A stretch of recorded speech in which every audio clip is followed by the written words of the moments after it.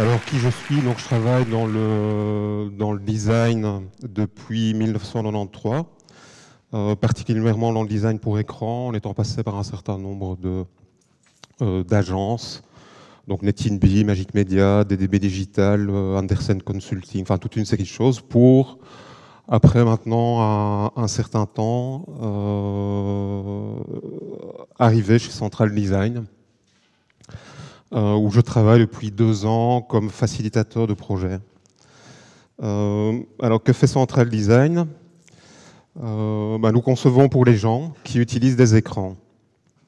Nous concevons quoi? Des applications, des sites web éditoriaux, et avec une particularité, enfin en tout cas un cœur d'activité sur le design d'expérience utilisateur. Alors, qu'est-ce que c'est le design d'expérience utilisateur? Enfin, dans quel cadre ça s'inscrit? Ça s'inscrit dans une triangulation entre les besoins des utilisateurs, les objectifs business des gens pour qui on travaille, des contextes dans lesquels ces utilisateurs évoluent, des contextes techniques. Donc nos clients sont soit des entrepreneurs, des entreprises, des organisations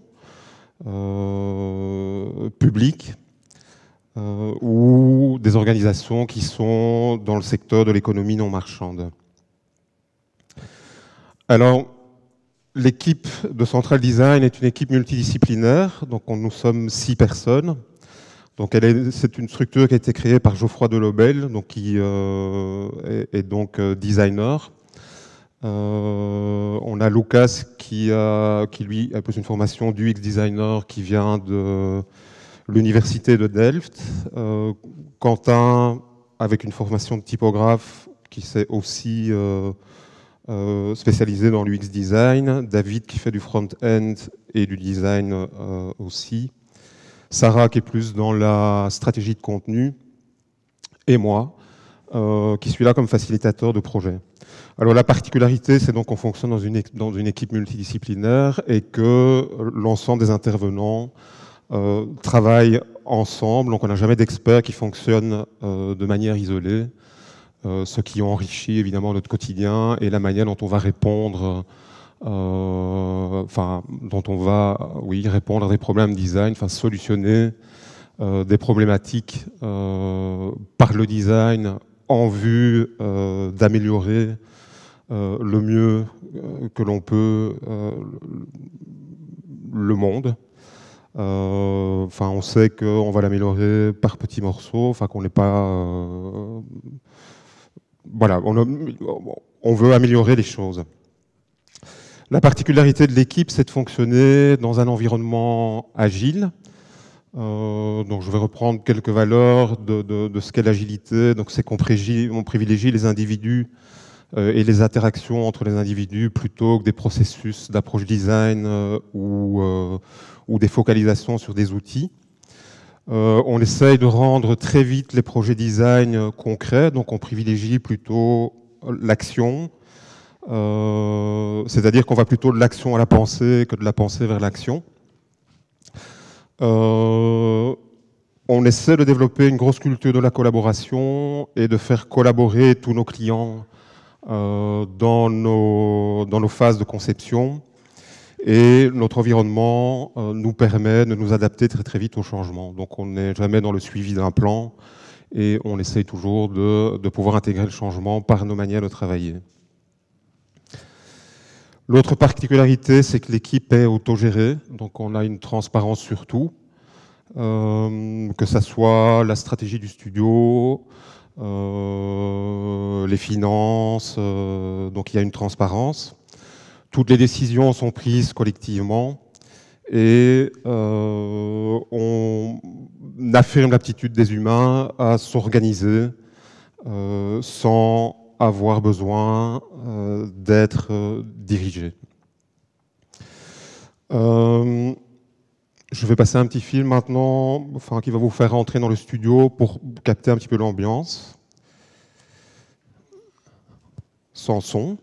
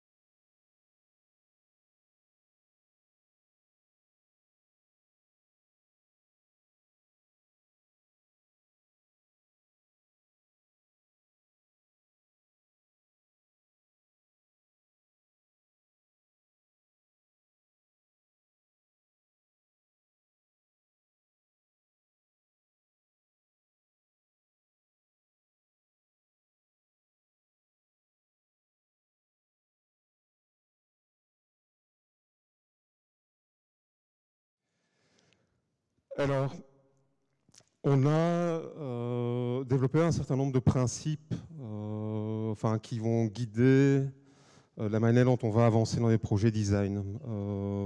Un des premiers, c'est qu'on ne conçoit pas pour impressionner, que notre design doit avoir un impact sur le monde. Nous voulons que notre travail ait un sens et soit éthique. Et ce qui nous amène évidemment à sélectionner nos projets. Donc ça veut dire qu'on ne travaille pas sur n'importe quel projet. Et donc qu'est-ce que c'est que démarrer un projet design? Comment ça se passe? Et pourquoi on accepte ou on n'accepte pas des projets? Donc comment ça se passe? C'est qu'on a en général une commande. On passe par une phase qui est une phase de conception dans laquelle on va agir par itération et par amélioration. On livre. Il y a une livraison, en tout cas une appropriation par l'utilisateur, une mise sur le marché ou autre. Et en fonction des retours utilisateurs, de leur appropriation ou non, on répète le processus. Alors, pourquoi on choisit les projets et comment on définit? Bon, je prends ici l'exemple du pont. Le client peut arriver chez nous en nous demandant construisez-moi un pont ou faites-moi un site web. Ils n'arrivent pas chez nous pour construire des ponts, ils arrivent chez nous en général pour faire des outils digitaux. Et alors on va leur demander pourquoi. Pourquoi il faut construire un pont. Et alors on nous dit mais pour aller d'un côté à l'autre de la berge. Et on va lui dire mais pourquoi il faut un pont pour aller d'un côté à l'autre de la berge? Je peux y aller en bateau, je peux y aller en nageant, je peux construire un tunnel. Et puis je vais encore demander pourquoi, et on va me dire pour porter un message d'un côté à l'autre pour porter un message sur l'autre berge. Et en fait, je vais me rendre compte que la demande, c'est une demande je pourrais tout à fait construire un outil de messagerie pour conduire, pour passer un message d'un côté à l'autre. Excusez-moi, je n'ai pas l'habitude des conférences. Alors, pourquoi se lancer ou pas dans un projet? Alors, une des premières choses, c'est de développer avec le client une compréhension commune du besoin design, de voir quel va être le contexte de travail et si notre méthode va pouvoir fonctionner. Donc, de bien comprendre le client et ses besoins business, d'identifier le problème à résoudre et voir si on peut lui amener quelque chose avant de commencer, avant de décider de oui ou non de travailler avec lui.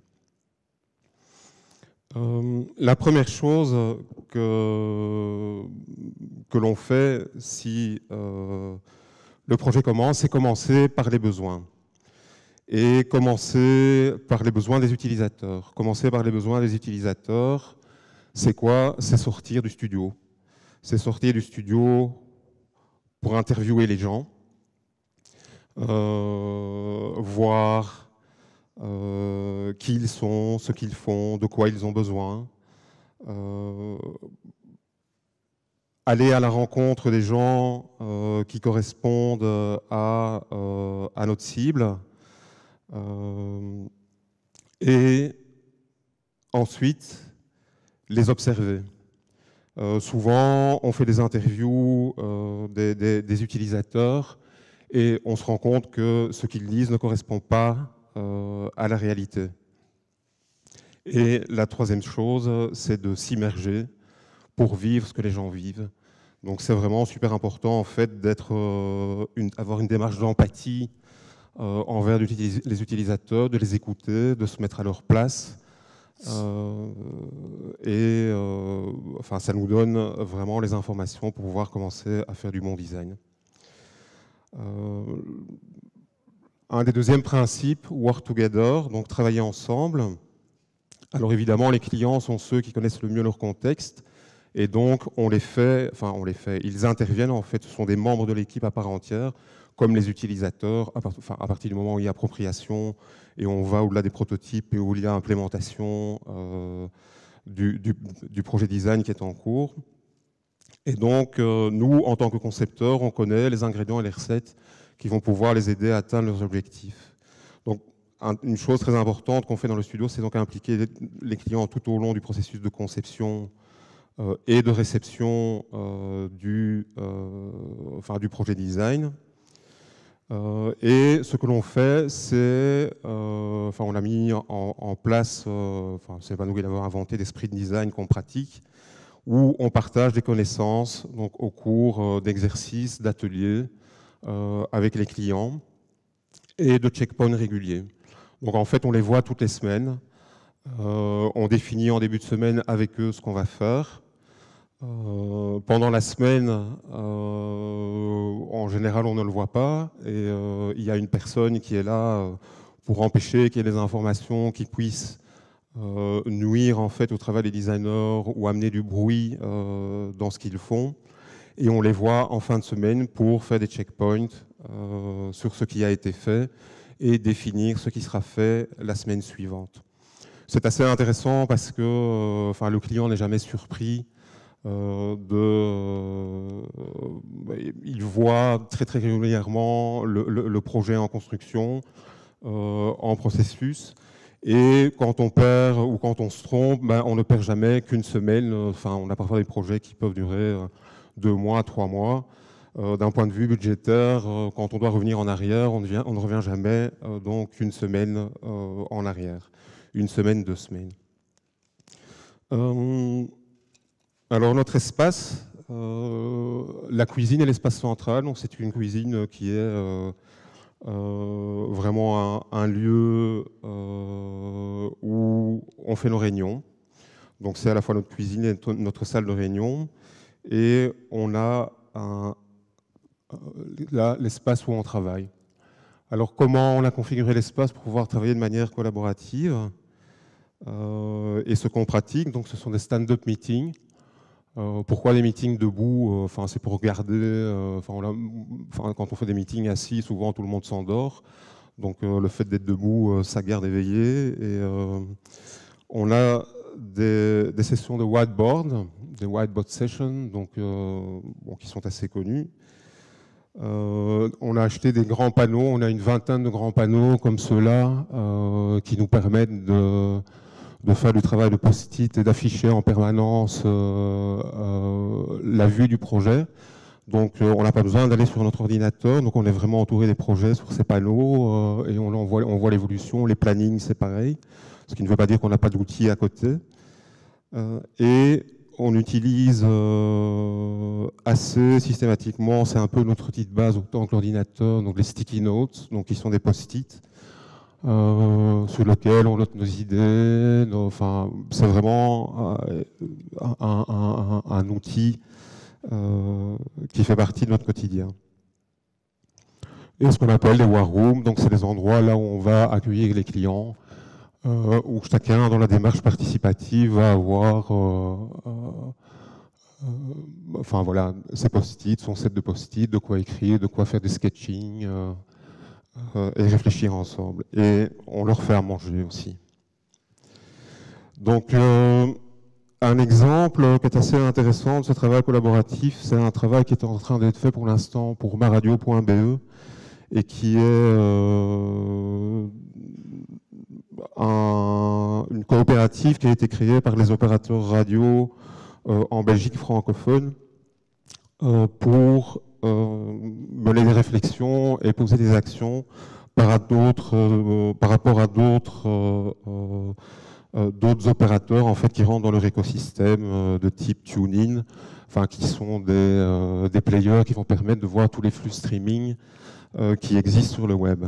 Donc ils ont décidé, et c'est assez amusant à voir, donc RTL, RTB, de créer cette coopérative et de créer un player pour créer une expérience utilisateur unique en radio en Belgique francophone. Donc on l'a amené dans le studio. Donc là, c'est la War Room en action, où on voit des gens de RTL, de la RTB, de Radio Contact, en train de faire des sketchs et de travailler ensemble en essayant de construire une vision commune. C'est assez amusant de voir travailler ensemble des gens qui sont concurrents. Alors, on a un certain nombre d'exercices ici, et qu'est-ce qu'on va faire? Donc, c'est qu'on va essayer de comprendre quelle est la problématique, qu'est-ce qu'on peut amener. On va diverger sur un maximum d'idées, reconverger vers une idée qui serait une idée qui fait l'objet d'un consentement, prototyper très très vite en sketch, enfin en prototype sur papier, tester très très vite ce qu'on a fait, apprendre de ce qu'on teste et recommencer le processus. Donc on est dans un processus où on accepte l'échec dans ce qu'on fait et on fonctionne vraiment par erreur, amélioration, dans un processus d'amélioration continue. Donc on n'essaie pas de chercher la solution idéale tout de suite, mais on avance donc par essai, erreur dans le projet. Donc ici, un petit exercice d'alignement de la vision du projet, enfin, qui donne ce résultat. Donc on demande aux gens, aux participants à l'atelier de se mettre d'accord en fait sur un certain nombre de points qui seront les problèmes design à résoudre, les objectifs. On va ensuite essayer de comprendre qui sont les utilisateurs et quels sont leurs besoins. Pour ça, on a donc ici dans l'atelier, donc ici c'est fait en atelier, c'est fait assez vite, hein, donc ces processus peuvent prendre évidemment beaucoup plus de temps. Donc on a un certain nombre d'utilisateurs types qui sont choisis donc par les participants à l'atelier, et on va définir quels sont leurs besoins à travers des post-it. En fait, c'est le client qui définit ça. Ensuite, on fait une critique de l'existant. Donc, pour ça, ce qui a été fait, c'est qu'on fait des prints du player actuel et on demande, donc il y a 10 minutes en fait, ou 15 minutes, tout ça est timeboxé dans du temps très précis. On va demander ce qui fonctionne, ce qui ne fonctionne pas, ce qui leur ressemble bien, ce qui ne leur ressemble pas bien. Et puis on voit qu'on a des post-it, des choses qui vont s'amonceler sur certaines choses, des grosses quantités, des choses qui se recroisent. Et pour finir par arriver à définir les aspects négatifs du projet existant, les aspects positifs et les éléments que l'on va pouvoir améliorer par le projet design.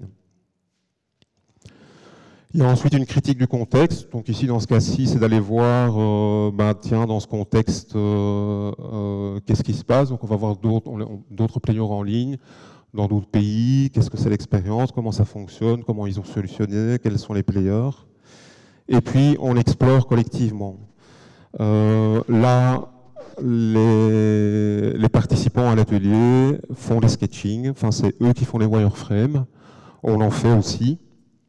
Donc les wireframes qui ont été faits, enfin comment ils voient leur player redesigné. Donc chacun met son wireframe sur le mur et on a ensuite des systèmes de pastilles qui vont nous permettre de dire tiens ça c'est important, donc on voit là dans le player on a plusieurs points verts. Et ce qui nous permet en fait de définir, de fixer les priorités pour ce qu'on va faire la semaine d'après. Donc là, c'est ce qu'on a, le nice to have, c'est tout ce qu'on ne fait pas. On voit là en haut ce qu'on va faire, en bas ce qu'on ne fera absolument pas, et on a un scope sur la droite qui définit ce qu'on fait dans le sprint suivant. Ensuite, on rend les choses concrètes très très vite. Donc on préfère très très vite faire des prototypes pour donner rapidement forme aux idées et pouvoir y réagir assez rapidement. Et aussi les prototypes, c'est en faisant en fait que les idées viennent. Donc on ne se met pas en laboratoire en brainstorming, mais on fait, on analyse collectivement et on avance comme ça. Donc le prototype donne effectivement rapidement forme aux idées. Donc il va guider nos discussions et notre approche collaborative, donc permettre de valider des concepts, d'explorer rapidement un maximum d'idées en prenant un minimum de risques, de se poser les bonnes questions avant qu'il ne soit trop tard dans le projet. Ça peut aussi servir, ces prototypes, à vendre une vision à d'éventuels investisseurs ou des parties prenantes. Et alors, les types de prototypes que l'on utilise, ben, ça dépend vraiment de ce qu'on cherche, enfin de ce qu'on va chercher oui, de ce qu'on a envie de tester, des idées qu'on a envie de tester. Donc ça peut être du sketch assez simple, du wireframe, ou du prototype manipulable, qui sont des prototypes manipulables que l'on fait en Bootstrap. Ensuite, un autre principe, c'est d'améliorer avec le temps. Donc on essaie de trouver des solutions design qui sont durables et évolutives. Pour ça, on teste systématiquement avec des utilisateurs réels. Et nous itérons, et on évolue rapidement, donc avec les besoins futurs des utilisateurs. Un autre principe que l'on applique, c'est de faire les choses simplement, et on l'applique à la fois dans nos processus design, mais aussi dans la manière dont on est et dont on a envie de vivre. Donc on est aussi dans une semaine de 4 jours. Donc on a remarqué qu'avec ces méthodes, en fait, on arrivait à faire sur 4 jours ce qu'habituellement on faisait sur 5, et avec plus de qualité. Donc ça nous permet aussi d'avoir des projets à côté. Donc je pense qu'un studio doit toujours garder un équilibre, si financièrement c'est possible, entre ce qu'il fait pour des clients et nos projets personnels.